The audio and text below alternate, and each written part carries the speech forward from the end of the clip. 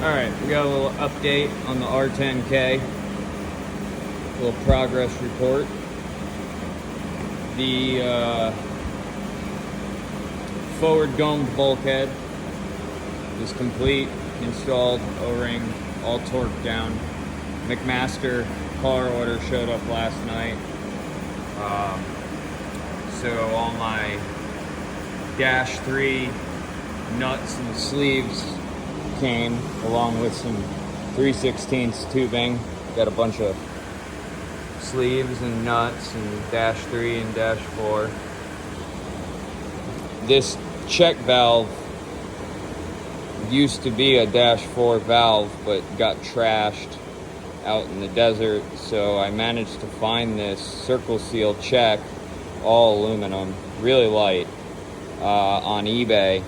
Took about 2 hours to find, but I did find it, and I ordered it assuming it was dash 4 because that's just what I could see from the pictures. I tried messaging the seller, but he was clueless. I mean, I got it for 20 bucks, so I can't really complain. If you bought it new from Circle Seal, it'd probably be a $180 valve.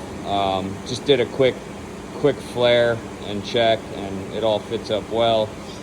But yeah, all the tubing, 3/16 and 1/4 inch came.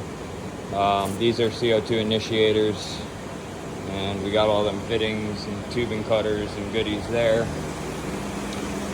Boat tail, that's the injector bulkhead I turned down yesterday.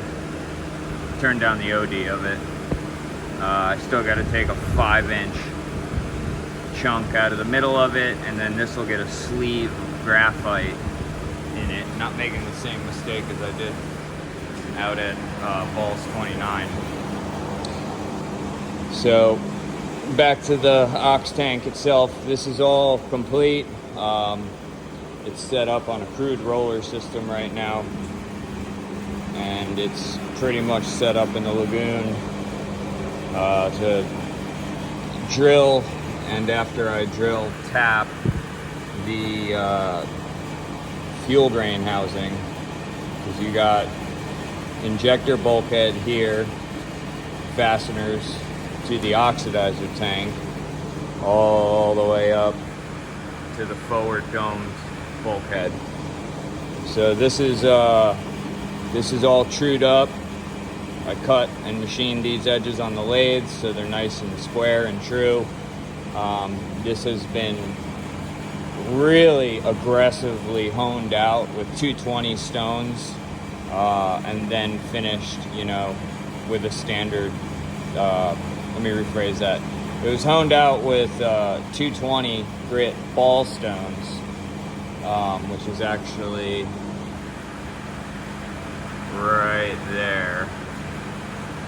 And then I finished it with that modified hone right there to get a really nice interior surface finish. So when I slide this fuel grain section onto this bulkhead, I just get minimal, aluminum scoring and minimal galling, especially if you put some lube on it. So yeah, this is set up to drill. It's going to be a pain in the ass because it's on a pretty rudimentary roller system, but it is all, shimmed, locked down, leveled it with the Starrett precision level, so it's true all the way across. Yes, this is floating, but there's a substantial overhang from here to here, so this is quite well supported. Back end is a nice machined edge, and it's all true. Fortunately, I did not have to hone the entire length of this tube, which I've had to do in the past, so that fuel drain liner will slide in there no problem. You can see the step in it right there. There's an O-ring boss in there for the liner.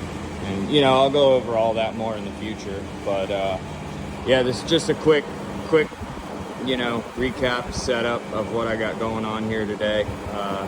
It's crude and rude, but it works very, very well as long as you take your time and you line up all your holes.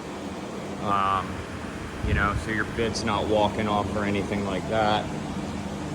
And yeah, I'll get it done, and then I'll carry this video on.